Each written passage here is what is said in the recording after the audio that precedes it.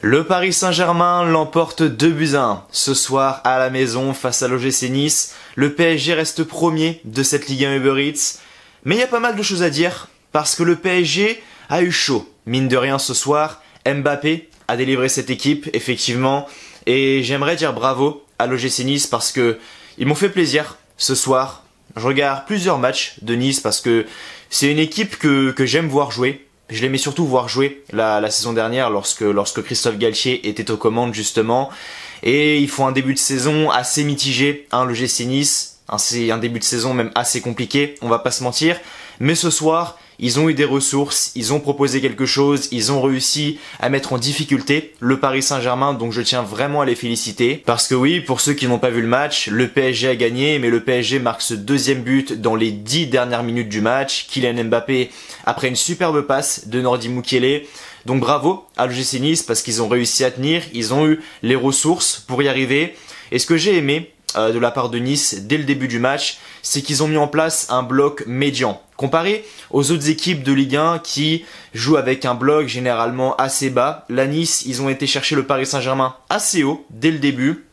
Sans doute dû à l'absence de Kylian Mbappé, effectivement parce qu'Mbappé est rentré à la 60e minute, c'était Hugo Ekitike à sa place ce soir, donc forcément, voilà, ça permet de jouer avec un bloc médian et non avec un bloc bas, parce que forcément, quand t'as Kylian Mbappé, tu joues beaucoup plus bas que sans Kylian Mbappé. Surtout qu'on l'a vu ce soir, Hugo Ekitike venait beaucoup plus décrocher que faire des appels en profondeur. Donc Nice a eu entre guillemets ce privilège, comparé aux autres équipes, parce que Kylian Mbappé n'a pas démarré la rencontre, c'est Hugo Ekitike qui a réalisé sa première titularisation. Pourtant Christophe Galtier, il la connaît bien, cette équipe de l'OGC Nice, il l'a entraîné pendant une année, donc il connaissait un petit peu ses points forts, ses points faibles, même si l'équipe a quand même pas mal changé, mais il aurait pu appuyer sur un point, Christophe Galtier, c'est faire jouer Kylian Mbappé, car il connaît le défenseur central majeur de cette OGC Nice qui est Dante, et Dante, on va dire que la vitesse, c'est son gros point faible. Donc Christophe Galtier aurait pu appuyer là-dessus. Mais non, il ne l'a pas fait, il a préféré laisser Kylian Mbappé un petit peu au repos, il l'a laissé souffler un petit peu parce que le PSG a un match contre Benfica ce mercredi en Ligue des Champions, un match qui va être important. Mbappé a beaucoup joué avec l'équipe de France également, mais voilà, il aurait pu appuyer sur ce point-là, le fait que Dante soit un joueur qui, je le rappelle, est extrêmement lent, et on l'a vu, dès le début du match, pas dès le début du match, mais la première fois où Dante a vraiment été mis en difficulté, où il s'est fait passer, c'est lorsque Lionel Messi pousse le ballon, Dante fait faute. C'est vraiment la première fois où Dante était vraiment en difficulté. Il fait faute, coup franc au 18 mètres, très bien placé. Donc faute sur Messi, Messi le tire, magnifique, pied gauche, frappe au-dessus du mur, Schmeichel est complètement battu, ça fait 1-0. Et quel coup franc de Messi, sérieusement. Et c'est là où on voit que le PSG, il leur faut pas 15 actions pour marquer. Ils sont cliniques et efficaces face au but. À la moindre petite faille adverse, t'es puni derrière.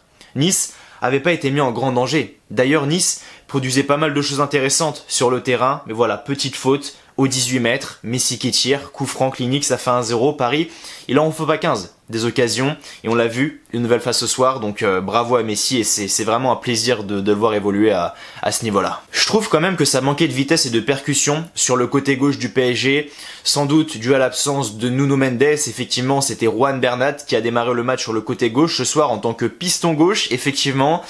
Et Juan Bernat n'apporte même pas 20% de ce qu'apporte offensivement Nuno Mendes, et on l'a vu ce soir. Neymar également je vais pas dire a été en difficulté, mais il a pas brillé comme il brille depuis le début de saison. Et je pense que ça a un impact, en fait, l'absence de Nuno Mendes, a impacté indirectement le niveau de Neymar ce soir parce que il y a de la complicité qui se crée entre les deux joueurs. Il y a de la connexion, il y a des 1-2, il y a des dédoublements, il y a des remises. Et là, on n'a pas vu ça ce soir entre Bernat et Neymar. Il a fallu attendre la 60e minute pour le voir jusqu'à ce que Nuno Mendes rentre. Effectivement, Galtier a décidé de laisser Nuno Mendes et Mbappé au repos. Et on l'a vu à partir de la 60e minute. Déjà, quand tu changes ton numéro 9 et quand tu changes ton latéral gauche, ça change pas mal de choses. Et c'est là où on voit que Nuno Mendes a un impact considérable, que ça soit collectivement, voire même individuellement. Côté Nice, celui qui a vraiment été au-dessus du lot ce soir, même s'il y en a plusieurs qui ont été très bons, je veux dire, Rosario a fait un bon match, Lemina a fait un bon match, Dante, même s'il a été pris de vitesse plusieurs fois, il a quand même été assez solide, on va pas se mentir. Gaëtan Laborde également, il a d'ailleurs marqué. Sofiane Diop, très bon petit jeune. Mais celui pour moi qui est vraiment été au-dessus du lot, c'était Youssef Attal. Ce soir, que ça soit défensivement ou offensivement, il était très intéressant. Youssef Attal, c'est un excellent joueur, vraiment, et on l'a vu ce soir, comme je le disais, défensivement, offensivement. Défensivement déjà parce qu'il a réussi à tenir Neymar pendant une grande partie du match, voire même tout le match. C'était un petit peu plus compliqué lorsque Nuno Mendes est rentré, mais bon, je l'ai expliqué tout à l'heure, l'impact qu'avait Nuno Mendes sur Neymar. Mais voilà, il a réussi à tenir Neymar pendant une bonne partie du match. En première période, il a d'ailleurs réussi à le mettre un petit pont. C'est assez marrant. Après, Neymar est parti lui taper un check pour lui dire bien joué mon ref. Donc ouais, Youssef Attal, franchement très très intéressant à ce niveau-là. Mais même à la relance, c'était extrêmement propre. Il arrivait à trouver ses partenaires dans la profondeur, à les trouver entre les lignes, jouer dans les intervalles. Il arrivait à se projeter très rapidement vers l'avant. Et la force offensive d'Youssef Attal, elle est quand même très très très élevée. Et on l'a vu, un début de deuxième période, égalisation de l'OGC Nice, et ça part d'un centre de Youssef Attal pour Gaëtan Laborde. Gaëtan Laborde qui arrive à reprendre le ballon après que le ballon traverse la surface de réparation. Gaëtan Laborde qui du coup marque, ça fait un but partout. Mais ce centre, il vient de Youssef Attal, et ce centre, il est vraiment très très très beau. Donc voilà, pour moi, Youssef Attal était vraiment au-dessus du lot. Et si je dois nommer un homme du match côté Nice ce soir, bah ça serait Youssef Attal, malgré que les autres ont réalisé vraiment un bon match. Également à côté, on va pas se mentir. Je le disais tout à l'heure, Hugo Ekitike, première titularisation du côté du Paris Saint-Germain. Et j'ai vu beaucoup de supporters lui tomber dessus. Effectivement, ce soir, il n'a pas été étincelant. Hugo Ekitike, je l'ai trouvé même un petit peu perdu, hein, surtout au sein de son positionnement.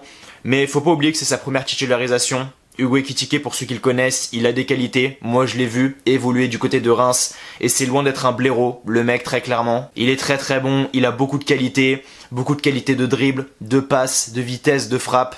Mais ce soir, ouais, il était un petit peu perdu. J'ai l'impression que il n'est pas encore extrêmement bien intégré au sein de ce collectif parisien. Alors, c'est son premier match, donc évidemment, c'est un petit peu compliqué, mais les supporters parisiens, je sais que ce soir, c'était un petit peu compliqué pour lui, mais ne lui tombez pas dessus directement, laissez-lui un peu de temps et je vous assure que ça sera une doublure de taille, une doublure majeure d'ici quelques mois. Je pense Hugo Ekitike, quelques semaines, ça sera peut-être encore un peu court, mais si on lui donne un petit peu de temps de jeu par-ci par-là, je pense que ça pourrait être une doublure vraiment très très très intéressante. Pour ceux qui l'ont connu du côté de Reims, de toute façon vous le savez, vous les connaissez ses qualités, c'est un très très très bon joueur, même si ce soir effectivement il n'était peut-être pas à la hauteur, c'est d'ailleurs pour ça qu'il est sorti à la 60e minute, à la place de Kylian Mbappé. Et dès que Kylian Mbappé est rentré, il y a eu beaucoup de choses qui ont changé parce que voilà, Mbappé prend la profondeur, arrive à prendre les défenseurs de vitesse. Dante était vraiment à la ramasse lorsque Mbappé est rentré. Même si ça a été, hein, franchement, je pensais que ça allait être pire. Mais bon, Mbappé, le mec rentre à la 60e, marque à la 83e. Voilà, c'est comme ça que ça se passe avec Kylian, sans déconner. Alors c'est bête hein, pour Nice parce que c'est un but qui pour moi aurait pu être évité. C'est Kasper Schmeichel qui relance assez court avec un ballon à mi-hauteur sur Melvin Barr qui est pressé. Donc il n'a pas d'autre choix que de la rejouer de la tête. Malheureusement, il relance un ballon un petit peu en plein milieu, un petit peu hasardeux. C'est récupéré par Mukiele qui la donne à Vitinha. Vitinha qui la remet à Mukiele. Mukiele qui arrive dans la surface de réparation, il centre pour Kylian Mbappé qui entre guillemets n'a plus qu'à la pousser. Bon, j'allais dire qu'il n'a plus qu'à la pousser, mais c'est bien entre guillemets. En tout cas, Mbappé trouve le chemin des filets, ça fait 2-1 et victoire du Paris Saint-Germain là-dessus. Bref, il y a vraiment un Paris Saint-Germain avec Mbappé et un Paris Saint-Germain sans Kylian Mbappé, qu'on le veuille ou non. Donc ouais, c'est vraiment dommage parce que le PSG a été accroché. Nice aurait pu accrocher ce point du nul, donc c'est vraiment dommage. Maintenant voilà, c'est les échéances européennes pour Paris et pour Nice. Effectivement, pour Paris, ça sera du coup mercredi à Lisbonne, donc contre le Benfica. Et Nice va à Slovako ou Slokavo, un truc comme ça en République tchèque. Donc voilà, en espérant que nos équipes françaises fassent une belle prestation en Coupe d'Europe, c'est tout ce qu'on souhaite. Donc voilà, je souhaite beaucoup de courage et beaucoup de chance au PSG et à l'OGC Nice pour leurs échéances européennes. Voilà, j'ai réussi à le dire. Voilà les amis, c'était tout pour ce débrief du match entre le Paris Saint-Germain et l'OGC Nice. J'espère qu'il vous aura plu. Avant de partir, si ça vous a plu, eh bien n'hésitez pas, le petit like, le petit pouce bleu, qui fait toujours extrêmement plaisir. Et n'oubliez pas de vous abonner à la chaîne YouTube si vous aimez les débriefs d'après-match. Sur le PSG, il y en aura pas mal, donc voilà, abonnez-vous. Pour ceux qui ont regardé ma vidéo d'hier, donc de vendredi, je sais pas si ça se voit mieux à l'écran, mais j'ai acheté un anneau lumineux, effectivement. Donc là, la luminosité devrait être mieux. Donc je suis content de mon achat, j'espère que c'est mieux, tout simplement. Alors vous voyez que je suis pas du tout dans les mêmes dispositions que maintenant, parce que j'ai acheté un trépied, un grand trépied pour la caméra, etc. Bref, le setup est disposé différemment que d'habitude. Donc voilà, c'est un petit changement, mais vous inquiétez pas, vous allez vous y habituer très rapidement. Bref, merci à vous d'avoir regardé cette vidéo. On se retrouve bien très prochainement pour de nouvelles vidéos. D'ici là, prenez soin de vous. Je vous souhaite comme toujours que du bonheur, que les bonnes choses. Portez-vous bien et merci à vous d'avoir regardé cette vidéo. Allez, ciao, bye bye.